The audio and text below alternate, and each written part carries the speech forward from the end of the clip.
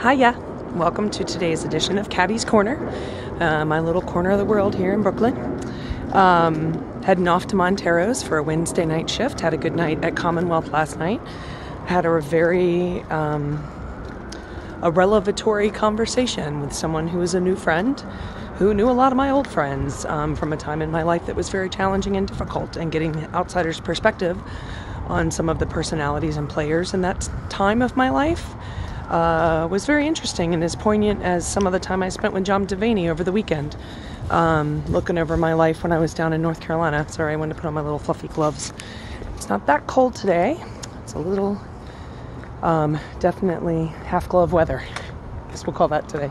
Should put that on the weather report. And today in Brooklyn, it's half glove weather. Anyway, in my little research of YouTube videos and reading, I came across someone, and it just, what I do is I just wait for something to stick. I know where I'm trying to get to, what I'm trying to overcome. Being a little more consistent in study and practice. Making sure there's a lot of self-care involved. Taking time for myself, eating right, working out. All of these kinds of things are important to me. So how do I get there? How do I get more consistent to get more results? And somebody was talking about small changes. Yeah, the big ones are dramatic, and doing a move or a marriage or a divorce or going to school or graduating from school. Those are, marker points in time where you can put a big old pin. That happened. But over the course of time, every day as we're living, to be able to have healthy food and make those healthy choices, to get a regular workout routine going, to make sure that you're spending quality time with people that you love. There are a lot of rabbit holes to get sucked down into in this world. And I tell you what, this thing I'm tucking into right now is a big one. I can't tell you how many times I go, what time is it? Open up my phone. Oh, look, a dog. Oh, somebody painted their house. Ooh. Oh no, somebody's in the hospital. What's happening there? Let me check on this. Check on that. Let me check on this. Let me check on that. Then I'm watching a YouTube video. And then I turn off the phone. I turn off the phone. It's an hour later, and I still don't know what time it is. So, listen, people. I'm a master procrastinator. Devaney and I were talking about that over the weekend. I've been working on that since I was a kid. Oh, what, I need to put on my shoes to go out somewhere? Well, I'll do that in a minute. And then it was like, well, you're going to get left behind, or we're just not going to go if you can't get it together and put your shoes on. Oh, okay. There's an actual deadline, then I'll put my shoes on. There are consequences, I'll put my shoes on. And I've found it very challenging in life to swim against that particular riptide. I talk about the riptides. Don't watch all the videos, that's fine. I'm going to bring it up again. I'll explain again. When there's a rip current in the ocean, you try to swim to shore, you will continue to swim forward and be dragged back. Swim forward, drag back, swim forward, drag back. The only answer is to swim parallel to the shore until you're out of the current and then turn towards shore.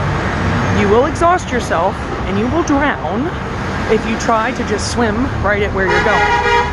So another guru said, set a marker point, set a goal, something you think you need and want right now to happen in an amount of time, 3 months, a month, 12 months, 15 months, something, and set that star out there and then shoot for it. Get your sextant out and plan and plot and how you're going to get there. And what I found interesting in my life, especially in the last 5 years, is that once I'm on the journey to that particular star, I discovered I don't actually want to go there at all. And so I adjust the course, and sometimes I just stop the trip and sit down for a second and go, oh boy, let's start this over. What star do we really want to get to? So, to sum up all of that insane babble, because this is welcome to my brain, the small decisions matter. The big ones I've made mattered too, not discounting from those. But I often don't give weight to the smaller ones. So today, a little bit short on time, I decided, after I did my hair and got this face on, half dressed, I'm just gonna do Tai Chi right now. I usually will silence the room or put on specific music, but I was like, I'm just gonna let it ride. So I started my practice and centered myself in and was going, and almost immediately, as soon as I started the first action, a new song in a new playlist came on. I don't remember the name of the guy or the song. I'll stick it somewhere at some point, I'm sure. But it was poignant to me right now. It was words I needed to hear in the form of artistic expression. And it was special. So anyway, I'm going to leave it at that. Thanks for joining me again today in Caddyland. My hope for today is that you can get your sextant out and mark to a new star.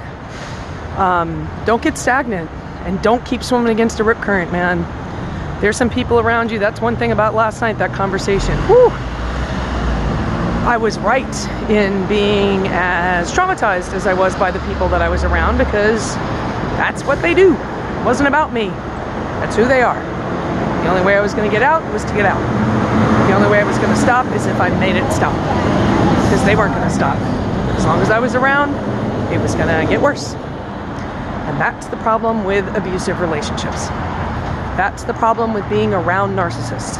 That's the problem with having jobs where you are financially required to remain around narcissists, or marriages where you are physically tied into and legally tied to the people who are doing whatever they want to do and want to watch you fail. And they'll make sure you fail. Well, the more you try to succeed, buddy boy, narcissists don't like it when someone else succeeds. And it doesn't matter if they're a grandiose narcissist, or a covert narcissist, or a vulnerable narcissist. So that's it for today. Question for today is, how can you be better in 2020? We got this year coming up. We just went through our Thanksgivings. We know what we're thankful for. But what are we going to change in 2020? Not that stupid, what are those things called at the beginning of the year? You know, whatever. At my bus stop, so we'll do it again tomorrow. Thanks for joining me in Caddyland. I really appreciate it. And I appreciate you. Mwah.